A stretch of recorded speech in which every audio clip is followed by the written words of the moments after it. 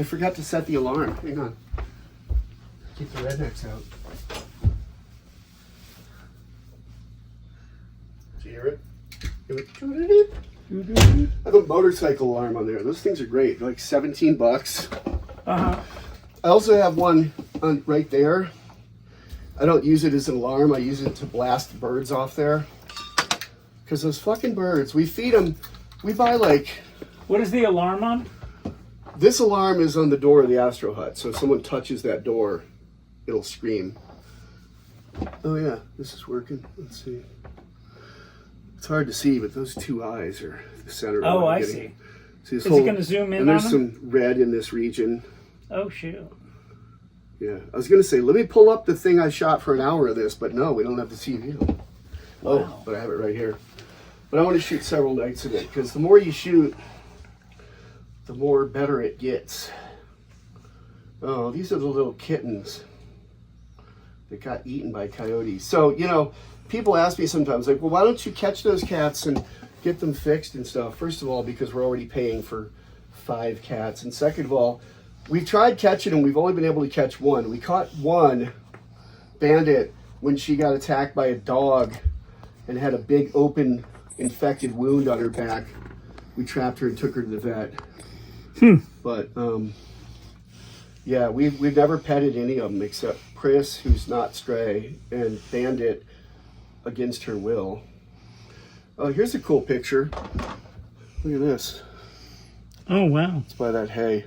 It's a little deer on Yeah, there. they're all over. We had lots of deer. They eat the bird food too. We sometimes chase them off, but if it's like winter, we'll let them eat. But, So, you know, Michael, it's like we have acres of hay they can eat off the ground, off the stalk. what inspired you to move from the city? Can this pick up is this picking us up good? Yeah. The audio? Hi. Just curious. Why'd I leave the city? Yeah, I mean, what? It was a process. You moved to Wyoming, right? Mm-hmm. And then you moved to wherever we are, which is, how do you describe it again? The corner intersection of Idaho, Oregon, and Washington State. I live in an undisclosed location in a windowless bunker. No, I used to joke on my podcast about broadcasting from a windowless bunker. Now I have a windowless bunker. True. We're just in it. But I did see it. yeah. But it was a process. Boy, I don't really want to open this early in this because this will turn off half your audience. But part of the reason we left California was guns. We wanted to be able to protect ourselves. Somebody broke into our house in Agoura Hills, California while we were in the house, and it was kind of fucking terrifying. I chased him off because he wasn't really badass or anything, but not that I'm badass, just it was a pussy looking to break in and steal something. They didn't want to see people. They thought no one was home. They must have tapped, but I had headphones on. And DJ was at the store getting me cough medicine because I had a really bad flu. You know, when you have a flu, you're kind of like, ugh. So I didn't hear it, but I saw the cats. Like, the cats actually alerted me to the guy trying to pry the window open. And he had his head halfway in the window. And I was like, this is fucking terrifying. This could be worse. So. And you have to go. Yeah, well, no. So we got a gun. We got a shotgun. And then we got guns that we wanted to be able to carry around with us, and we realized you can't do that. And it's funny though, because if we lived 10 blocks away, we might not have moved, because in Ventura County you can get a permit. It's really hard, but you can't get a permit in LA County unless you're a Scientology star or a movie star or a judge or a diamond merchant. Like, those are the people they'll give them to. So how would I characterize? I didn't finish answering the question. Do you want me to finish? Well, or is that enough? Part of the question, that was good.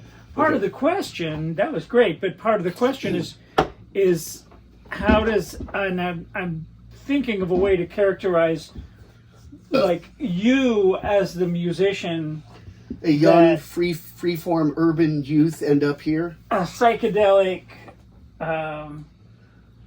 intense, urban... weasel. Yeah, I mean, there were... Puck was what I was, basically. You were I was Puck from Midsummer Night's Dream when you first met me. Yeah. I don't know. First time I remember meeting you was in the studio recording the Bomb record you put out, Love Sucker, and that was 1999. But had we met much before that, maybe in the rooms or? That's funny. Yeah, I'd known you for some years. In the rooms? Before Okay. that, I don't remember. That's the time. No, I mean, yeah. When you were spending money on me, I started paying attention. Right. I did put out a Bomb Love Sucker record, EP. Love Sucker, an EP on Wingnut Records in 1999. That was a good year. It was. 99. Yeah. I did a lot of things in 99. Yeah. I don't know, but yeah. It came out in like 99. Yeah, it we came out recorded like it in 9 98, months later. I think. Yeah. No, because the show, Bomb broke up in 93 and we got together in 99, I know, and did like 3 shows. And we recorded that the week of those shows. So yeah. It was actually, the show at the Cocodrie was 9/11. It was September 11th, 1999. So shoot. Okay. The recording was within a week or 2 after that. Okay. Yeah. Boy, how did I know that? I don't fucking know, but I don't know. I couldn't the tell you video what I from had that for show, lunch. the video from that show, there's one song that's the only video of Bomb that's got good audio and video. Because, we didn't all have movie studios in our pockets then. Right. But this guy Michael Woody shot it. He did a really good job. Analog video, but I think he did board tape or something. It just sounds good, looks good. Yeah. Fantastic. But yeah, so how did I end up here? Well, we wanted to be able to protect ourselves. We couldn't have a gun permit there. We moved to Wyoming for that, but also for other reasons. Just, we were kind of sick of the city. I was working as a technical writer. DJ was working as a paralegal. And she'd worked for like 17 years at the same place, but it was kind of unfulfilling, and she wanted to work at a smaller, like she was working for an insurance company, and she wanted to work for a small law firm that actually helped people. So that was part of it. And we moved there, and we lived there for 10 or 11 years. And it was starting to feel, when we moved there, it felt like a small town. When we left, it was kind of starting to feel like a city. It was like, 4 blocks from here, someone's home got broken into. Oh, the gas station got robbed, big city problems.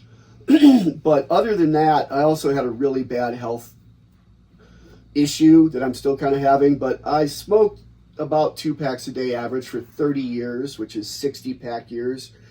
And in pack years? Yes, in pack years. That's 60 pack years. And that's not a good idea. That's not, especially when you're allergic to smoke and asthmatic. So, you have asthma? Yeah, I have since I was a kid. Yeah. Is that why you sing raspy? I probably sing raspy because whenever you've heard me sing, I've been singing. I don't have a voice that it would be dead on tour after a month. But, I heard, this is interesting, I heard that Jim Morrison's voice never failed. They were on tour playing every night, big stadiums, and he always just had, but he also sang low, I sang a little higher, but not to compare me with Morrison. I'm much saner. But, so your band broke up in 1993. Look, that's a satellite. Oh, okay. Here, tracked across. You can see it, but there's a tracked across the image. Yeah, the software removes those, but yeah, there'll be one of those about every. So your band broke up in 1993 and got back together, and 99. we did that record, and that was Thank rad. you. I had a good time. Thank you. I had a very good time with that. Yeah. Yeah, rest in peace, Wingnut Records. Oh, I don't know. Really no I more? mean, I mean, you've got stuff online that people can still hear it. Everything lives forever online. Yeah, it's not, well, if you pay your $30 a year for Bandcamp or whatever. And maybe I'll put out more records one day. Yeah. I'm saving that. I'm saving that as a possibility. Yeah. I mean, did you officially break it up, or you just haven't done anything in 10 years? I just haven't released a record. Then you're still around. You're just on hiatus. That's right. Your label is finding itself. I mean, I'm paying for, the streaming services and that's nothing. And the selling this services. Nothing. Yeah. It's cheap now, man. First record I put out, I paid for by working construction and doing paid drug studies of some weird drug called anti-steroids that I've never heard since, so they probably didn't pass, and maybe it's why I'm so short. My dad's 5'7", I'm 5'3.5". My mom was short. Is that your stuff right there? What stuff? The testosterone? Yeah. No, it's right here. It's little packets. Some people do it with injection, but I don't need that big a dose. The injection is like once every 2 weeks, though, so I don't understand how that works. But, okay. Yeah, 3 of those a day. 3 a day? Yeah, it's not much. And you just it's rub really it all over your chest? I alternate chest and arms. Tonight's an arm night. So you rub it on your chesticles? Yeah. Or your armatures? Yep. And, yeah, it just, and... Because you ran out.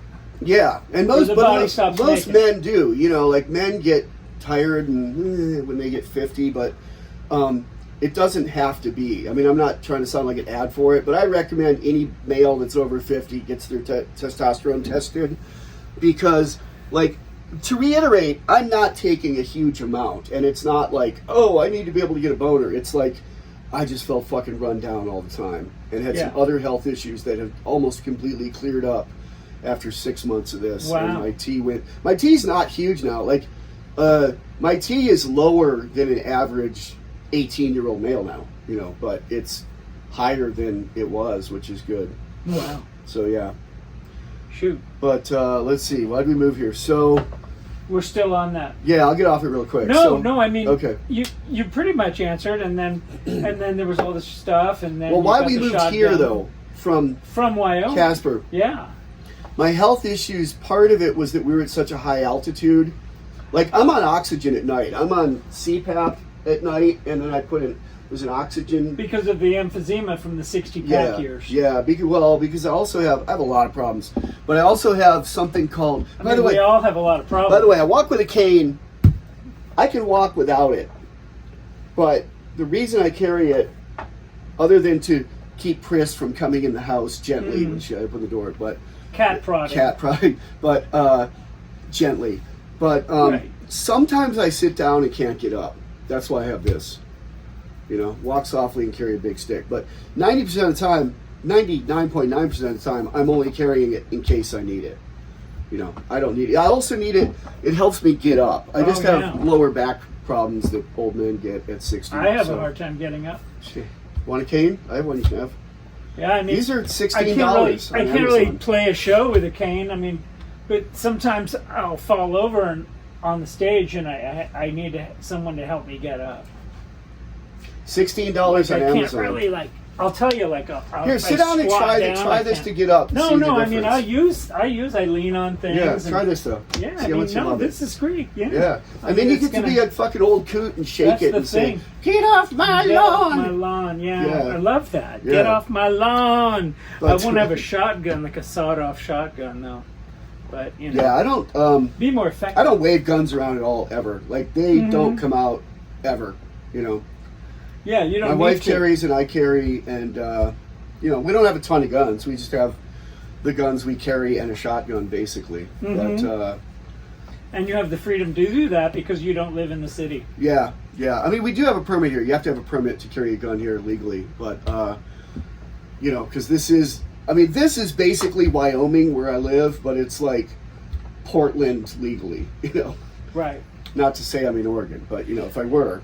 Yeah. Well, a lot of the Oregon people, and that probably extends to the people of Eastern Washington and Idaho, but they feel like Californians or Portland people want to make their area into Portland. Yeah, I mean that's I'll say a couple things about politics and then move on. You and I were talking about this the other day. It's like when I was a kid, liberals were anti-war, and I don't fucking understand why everybody wants to go to war now. Yeah. And I also don't understand why people who have problems in a city want to change the laws for the state for things that do not affect the city. But that's it. That's all I'll say. So we moved here because it's a lower elevation, and also because she retired. She retired at 59, and I retired at about 55, 56. We moved here 4 years ago.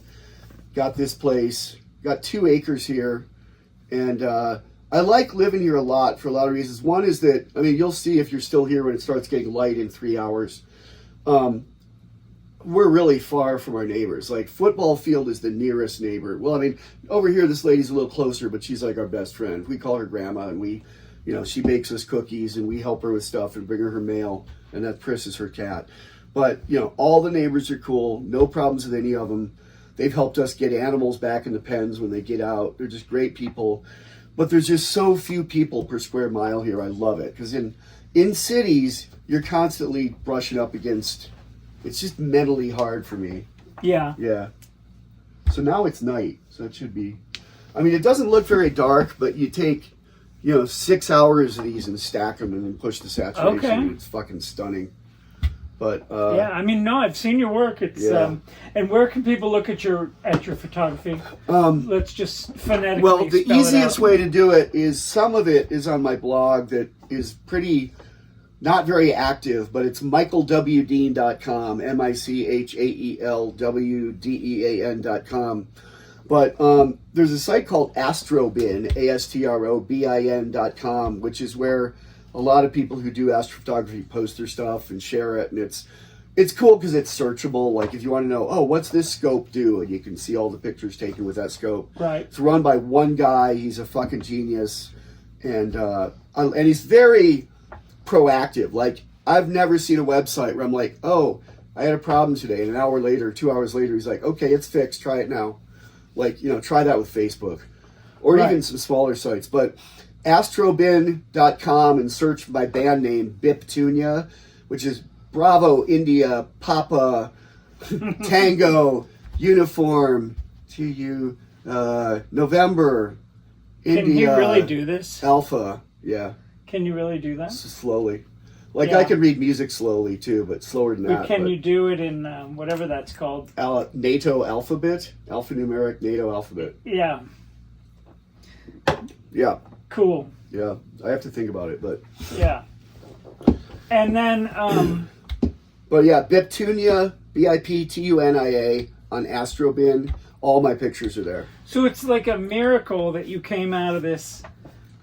Drug haze. Weren't you on drugs? I was on drugs. I was addicted to heroin on and off for 4 years. Kicked a bunch, went back on, kicked a bunch. But mainly I was a drunk for about 20 years. 20 years. Yeah, and I was an ugly drunk. I was a pleasant junkie, but I was an ugly drunk. I like to say we're still a little ugly. Yeah, I'm a little ugly inside, but I'm really different than I used to be. I've aged emotionally quite well. Like, people that knew me back then, if they hung out me with a week, they'd be like, "Why aren't you yelling? What happened?" You know. So yeah. And you've come all this way. Yeah, but there's still a ways to go. I mean, I'm 60. My dad lived to 98, so I have the genes that could make that, even with my health problems. So I don't smoke or drink or do drugs, so I probably could live to at least 75. He died at 9. He won, I would say, because he died at 98, had no pains other than old people pains, walked with a cane, but died at 98 in his sleep with no major health issues, no, you know, he beat cancer once, but he died in his sleep, you know, a few hours after having dinner with my brother in a restaurant. Really nice time. Went back happy, went to bed, and never woke up, you know, in an old folks home, but it was like a residential place. And he still had his brain. So to live to 98, not be in a lot of pain and still have your brain is winning, you know. My daughter died at 24 of leukemia, and that was horrible. And that's terrible. Yeah, my mother died of cancer, so I'm kind of a cancer sandwich, you know. So hopefully, but not all cancer is hereditary too, and the kind of leukemia she had is not. But it can be something in your it can be environmental. Yeah. How's your hearing? What? It's pretty good. Considering, I mean, I've had it tested, but... How many years did you tour that it didn't screw up your hearing? Well, I mean, I played in bands and listened to bands and went to bands starting at like 18, which sounds old. I mean, you lived in the city, you're probably going to punk shows at 5, but, you know... At 11. I lived with, I lived in a town in upstate New York that was so boring. Like, for kicks, I'd go to the Holiday Inn and watch the cover band in the bar. Because that was the most... Although... the band 10,000 Maniacs is from the town I went to, Jamestown, New York, where I went to college. So okay. I got to see them when they were, screaming and knocking over tables before they became Muzak. That's fun. They're still okay, but they're not my thing. But they were, they did like Clash covers and Eno covers when I first saw them.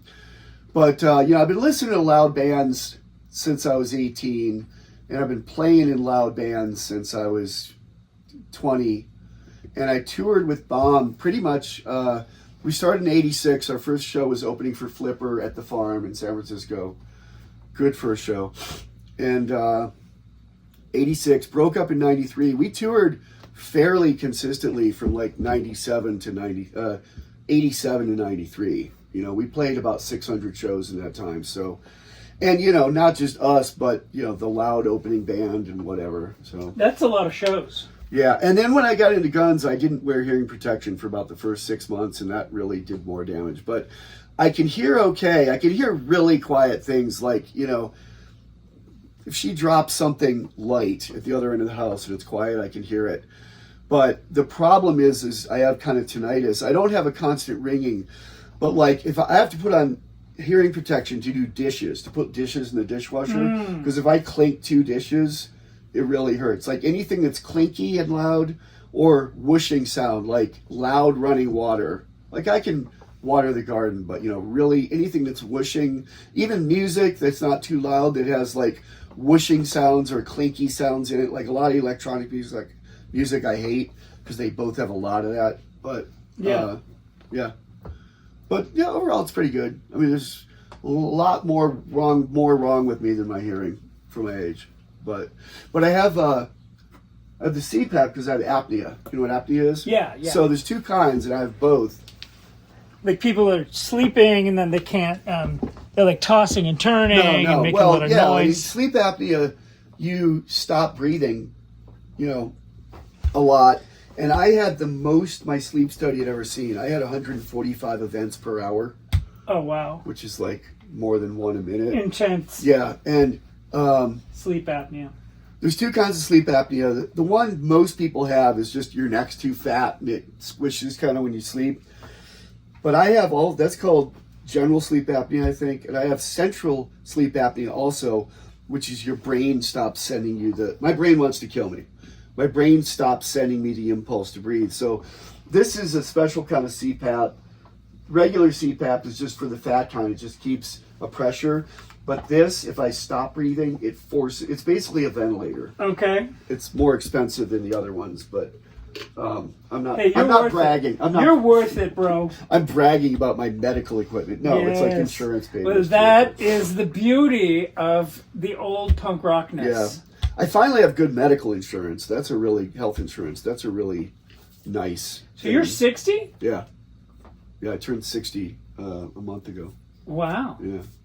I'll be 59 in 4 years. I thought you said you were 56. No. 58? Okay. No, I'll be 59 I think in a week. Really? Yeah. Happy birthday. Yeah, something like that. I don't celebrate birthdays anymore. Yeah. That's for kids. You know what I like is to celebrate when people die. When they die or a year after they die? The time that, the death anniversary. Huh. I think about people's death anniversary if I'm close to them, but... No. You have a party? No, actually, I'm totally kidding. And I know that's over your head. Yeah, no. I wasn't offended. I hate that. No, but I hate that. I know.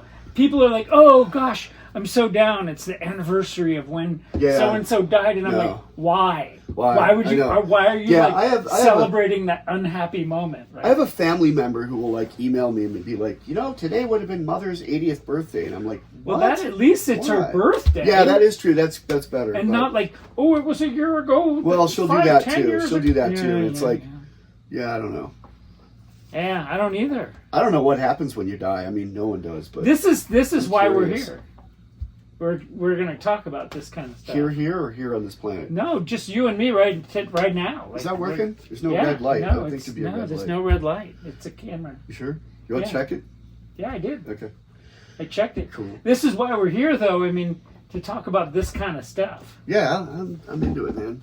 Ooh, look at it. It's getting darker now, so it's getting a little more. You can see some red. Let me turn off. Here, hold this. And let me just turn off the light for 1 second and let you see it. There you go. So you can see some red in there. Yeah. Yeah. Yep. Okay, the color's coming in. Yeah.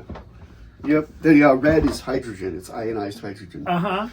The universe is mostly hydrogen. Actually, I've heard Harlan Ellison, the sci-fi writer who wrote some Star Trek episodes, said that the universe is composed mostly of hydrogen and stupidity, which I like. That's cool. So I think I finished your answer, but the reason we moved here was we wanted to move somewhere more rural. This was available, and we wanted to go to a lower elevation. Yeah. Too. That was a big part of it. And well, I mean, it helps that you can get a pretty good deal in the country. Yeah, we own this place outright too, which is cool. Neither of us have ever bought a place outright before, but it was nice. So, one thing I like about this, move to the country, and you can own property. well, you know what I don't understand? Let me finish one thing. Another reason we live here and like this is a state where legal medical euthanasia is legal, and you can have a doctor help you with it instead of, I mean, a lot of times when people kill themselves with a gun, sometimes it's depression, but sometimes it's like they have fucking cancer and they don't want to live with it, And here, you could go to the doctor and have a couple appointments with him and be like, look, I'm dying of cancer. I'm in a lot of pain. There's a 12% recovery chance of this. I'm too tired. And they just give you a handful of pills, So that is, I like that. Because it's fucking cruel, It's compassionate to let them go. Yeah, and what's really pisses me off is places where, death penalty's legal, but you can't kill yourself if you need to, I feel like we're going back into politics a little bit. That's life stuff, though. Yeah. I mean, it becomes politics, but yeah, my comment there, but I'll get off that. No, I don't want to. That's another reason we moved here, and I like that. It's one of the small reasons we moved here, but it could be a really big reason someday. I've seen, I watched my daughter die of cancer. I watched my mother die of cancer. She watched her mother die with dementia for like 5 years, just forgetting who she was and, screaming at her loved ones, like, who are you? What are you doing in my room? And, just, I don't want to do that to anybody, including myself. As a trauma-informed interviewer, good term. I want to tell you that I hear you. Yeah. And that I acknowledge that. Yeah. That's heavy stuff. Yeah. I mean, and thank you. A lot of us, as we get older, we're going through that stuff. It's important. Well, at this age, you start to think about, there is an end in sight of this. I'm not going to live forever. Because some of our friends are gone. Oh, a lot of our friends are gone. I had a list I called the Dean's List of people I knew who were dead on my blog that I don't have anymore. It's just like by the year 2000, it was like 76 people. And I just was like, I don't want to keep this list anymore. It wasn't all close people, but it was like roommates I'd had and people I knew well enough to be like, you could ask them about me and they'd, oh yeah, him, I like it wasn't strangers, but yeah, that's right. Too many people. But we knew a lot of people, and a lot of them died of suicide, mostly drug overdoses, AIDS, car crashes. I had a friend that died when I was 14 he and his buddy were drunk. They were joyriding, going about 120 in upstate New York. And one of the guys, my friend, had his head out the window, and they missed a turn and went through a house. And he literally lost his head. I had another friend when I was 15 or 16 who died drunk driving on a motorboat. They were going really fast on the 4th of July and hit a boat that didn't have its lights on, like a bigger boat. And they had to pry his head out of the other boat. He didn't lose his head, but he lost his life. And yeah, man. But now I'm starting to have friends die of old age and cancer and, Yeah. I had another friend pass away this year. Yeah? Yeah, Juliet. Oh. Let's not say the last name. Did she die of drugs? Yeah, I think it was just cumulative. From that kind of lifestyle. From that lifestyle. I mean, even just, junkie lifestyle, you don't go to doctors when you're sick and, you just can't afford you can't afford anything except dope. But I was on tour when the memorial happened, but I felt like I would have gone to that memorial. And I heard that it was a nice one, and I stopped going to. I don't know how you feel. How do you feel about this? I stopped going to memorials of people who died high. I don't go to memorials anyway. I wouldn't go to a funeral of a family member. I'm done with it. I feel like funerals are for the living. They're not for the dead. Like my friend Eddie, that was the dancer for Bomb, died of AIDS. And he was a, punk rock junkie, bisexual, slutty little, really happy Satanist. And, his Mexican mom had a Catholic funeral for him. And all my punk rock friends were really mad. Like, how could she do that? He wasn't Catholic. And I'm like, fuck you. It's his mother. She had 2 sons die of AIDS. Let her fucking have the funeral she wants. It's for her. It's not for him. But I don't think I would. Juliet, I had sex with Juliet and I woke up and she'd stolen a bass guitar from me. So that was my experience with her. What kind of bass guitar was it? It wasn't my bass guitar. It was my roommate's bass guitar. Oh wait, no, that was mine. No, what no, kind she of stole. Bass guitar I had another girl steal a bass guitar. Oh, you think she has it? No, I have an old bass guitar of hers. It was a black and white Fender, Mexican Fender, cheapo. Not that one. Precision. No, I have a different one. Yep. I have a Univox Most It's Right interesting copy. to know she's dead, though. I'm not happy, but I'm like, I forgot. I haven't thought about her. You in didn't 20 know about years. You didn't know that. I haven't thought about her in 20 years. You didn't hear that she had passed. No. It doesn't. I'm surprised she lived this long. Honestly, she had a way lower bottom with drugs than I ever had by the time I met her. Well, you stopped taking drugs. Yeah.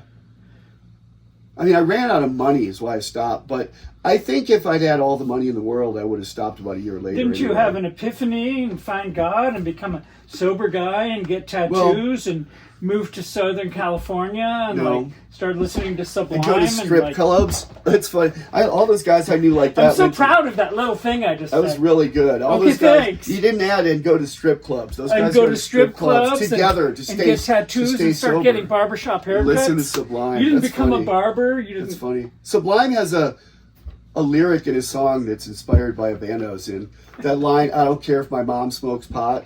Yeah. That's, okay. There was a band called the Rolling Scabs that was me and Tony Fagg and Little Mike and 2 little kids that were 12 years old that were born the same day but not twins and best friends who we met because they were like, hassling us. Like they were putting potatoes in our tailpipe. They were neighbors up on Sanchez and 17th. And we finally were like, we can't beat them. Let's join them. And like, let's start a band. They came over and started banging on instruments and reading the paper, and it sounded good. And, I called up Tim Yohannan and said, hey, I thought about this later. I said, hey, Tim Yohannan, I got these 2 12-year-old boys. It's Michael Dean. They want to play a gig there. And he's like, oh, Thursday night, you're opening at Gilman Street, which is like, there was a rumor that Tim Yohannan was into young boys, but I don't know if that's true or not. That's not true. It's not? Well, good. I don't believe that. Then I won't say it. But he did want to see that band, so we got a gig there. That band later opened for Sublime at Club Commotion, and they loved that band. If anybody has any dope on whether that's true or not about Tim Yohannan, leave a message in the comments. Leave a message That's what they do all the time.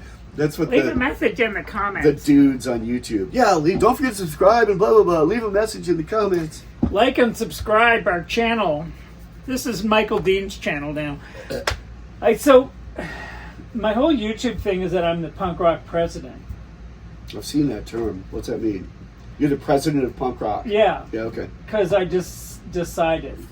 I elected myself. Not the Pope. Well, who's cooler? I mean, who knows more? Not very many people. You were in Fang. You were one of 39 people who were in Fang. Right. That's pretty impressive. Well, I mean, I started going to shows in 77. I'm kidding about 39 people. Maybe not. Maybe it was 39 or maybe more. Yeah. I mean, definitely Fang's not one of my claims to fame. I think it is. That kid that has the merch site. I played with Flipper when I was a teenager, when I was just like 15. Were you in Flipper? You jumped up on stage? I jumped up on stage. Like everyone did. Yeah. Regularly. That's cool. I didn't see Flipper until I was 21 14. And I had to drive 4 hours to do it. Right? So I'm at the DC, the 930 Club, the old 930 Club in 83 or 84. It took me a long time to bust out. Great. To stop playing in bands that started with the letter F. I played in bands that started with B. Biptunia, Beef People, Baby Opaque, and Bomb. You were in Bee People? Beef People. Oh, Beef People. It's a hardcore band from Charlottesville, Virginia. Nice. Good band. It's on YouTube. Just check it out. Beef People. I played guitar. I was the old man in the band at 21. The other kids were 17 and 18. They went to an all-boys boarding school in Dyke, Virginia. Spelled like it sounds.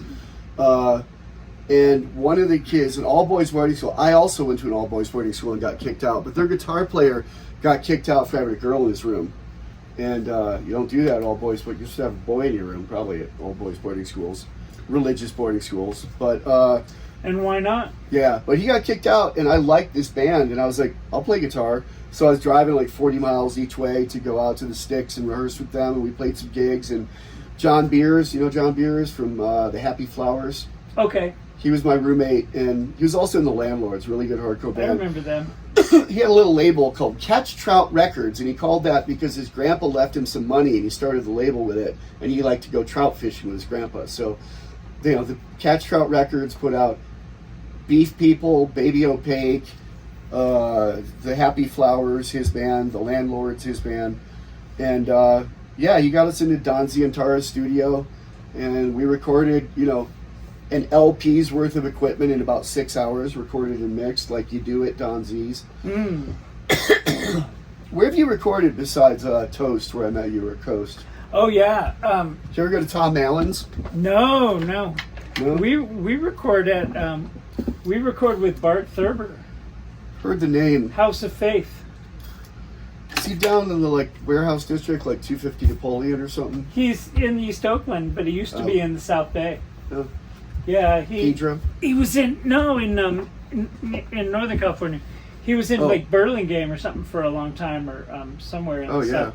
The South Bay is kind of a mystery to me because I grew up in the East Bay and in the West Bay. Never the South and the North Bay. I lived in Marin for a while. Did you ever go to that studio in Redwood City that was owned by Michael Valentine from that band T-Ride? Remember T-Ride? It was like a hair metal band, but like really fucking good, like Queen level musicianship, and they sounded like Queen. And they were like the first indie band to get signed for $1 million. And they were such perfectionists. They took so long to make their perfect record, and it's a really good record, that they put it out, and a week later Nevermind came out, and no one wanted to hear shit like them again. Like, they should have put it out 2 years earlier, but it took like 4 years to make it. But that guy took the money they bought their own studio, and he has a really nice studio. I recorded there with Slish, with Michael Urbano. You know him? Slish. You know Michael Urbano, right? Yeah. Yeah. He's the world's best drummer. He's the world's most employed drummer for sure. He's a really good drummer. He is legendary. You know who he plays with now? Elvis Costello? No. No, the Bruce Springsteen of Italy. Is that some Italian guy who's like the Bruce Springsteen of Italy? I don't know, but he's played with like all the top 10. Like, he played on Sheryl Crow's record. He played on Third Eye Blind record. He played with Todd Rundgren. And that's the guy who produced your record. Jason. Jason Farmer. Well, we recorded that at like 6 different studios. Like, we recorded some at... No, the guy who did your record with me. Jason Farmer. Yeah. What about him? He knows produced Michael on all that. Yeah. Well, on a lot of that. He's he worked with he's a reliable guy. He was in a band called 9353 that I fucking loved in DC. They were like, they played hardcore shows, and they were nothing hardcore about them. They were like spooky, cool goth music. Really? I love them. 9353, just the numbers. They're on. There's some of their stuff on YouTube. Check it out. Yeah. Yeah, they are fucking amazing. YouTube. Yeah. He also played on Flex Your Head. Did you know that? The punk rock compilation. He would never say. Yeah, well, he's humble, but he played in Double O, might have been the band. Yeah. One of those bands on Flex Your Head. Jason's playing guitar before he really knew how to play. It's like I have one of their records, Double O. I think it's Double O, but something. If the computer's on, I'd be like. I think he told me that. But I think he told me that. He's definitely on Flex Your Head, which is fucking impressive to me. That's to me like saying, you know, oh, I roadied for Led Zeppelin. Like, that's that impressive to me, you know. I roadied for Husker Du. Yeah. Yeah, and then the guy I interviewed, Greg. Sugar. Greg, the bass player. Oh, nice. Yeah. They were an interesting band because they were. I think they might have been the first indie punky band that got signed to a major. I'm not sure of that, but everyone says Nirvana broke down the doors. No, Jane's Addiction broke down the doors for weird music, and we got signed. Bob got signed, and Nirvana got signed because of Jane's Addiction hit it big. But before Jane's Addiction, Husker Du might have had a major label record. Well, I always said that they were pioneers of hardcore. They were weird though. They were jazzy. I liked them. They were good. Yeah, but they were like. Well, they were one of the first bands that just that lived in a van and just fucking played 320 shows a year. Like you should Black watch Flag. his interview. He tells all about it. Man, they toured. Give me a link when we're done. Yeah, they started touring in 1980. Yeah. And he said when they started that they practiced every day. How many bands do that now? Black Flag did that, which is why they kicked some members out because they didn't want to do that. Like Kira didn't want to do that. And what's the singer that they kicked out? How else are you going to get anywhere? Who's the singer they kicked out during a show? I don't even know. The young guy. I saw every version of Black Flag that there was, and I don't. People, freak out with their opinions of Black Flag, and like. I don't know. I saw the funniest thing about Black Flag. So it's always been Greg Ginn. I was the only consistent member in Bomb, too. I was the only person who played every gig. Because we had a different drummer at the end. After Tony quit, we had Bruce Ducheneau. Bruce? San Francisco guy. Who's really, good. He's like, if you want to play in a band, okay, we got a gig tonight. We got to learn an hour of music. He's there. And he could play every note that Tony played on the Bomb records, but he didn't hit like Tony. He wasn't just... Tony's... I have a lot of issues with Tony, but drumming-wise, I've never seen a drummer, we'd do a sound check consistently every night. We'd do a sound check, okay, hit the tom, hit the bass, hit the snare, and then he'd say, sound man would say, play the whole kit. He'd play the whole kit, and the people putting out the fucking ashtrays would just stop and go, like that. Although, I didn't realize how inconsistent all drummers are until I played with Michael Urbano. Michael Urbano's a fucking metronome, but also kind of pushes the beat a little bit, like Soul Records. That guy is I really think you could start him to a metronome, have him play a song, turn the metronome off 8 bars in, and at the end, I think he'd still be on the metronome. He's that fucking on. Whereas there's places Tony speeds up and slows down. There's places on Bomb records where I'm off pitch and it bothers me to hear him, but overall, I love that music. But just Bruce wasn't really the guy for that band, to the point that we played in Seattle on that last tour, and Dave Grohl and Chris Novoselic came to the show, talked to me for 5 minutes before the show. We're really psyched. Dave Grohl was up front and knew every fucking word. He was singing along. And at the end of the show, he was like, where's Tony? I really wanted to see Tony play drums, so yeah, you missed out, Tony. So, but... Or Dave missed out. Yeah, he really did. But I got to take a pee. All right. If you want to stretch, I need to get probably soda, too. Get soda.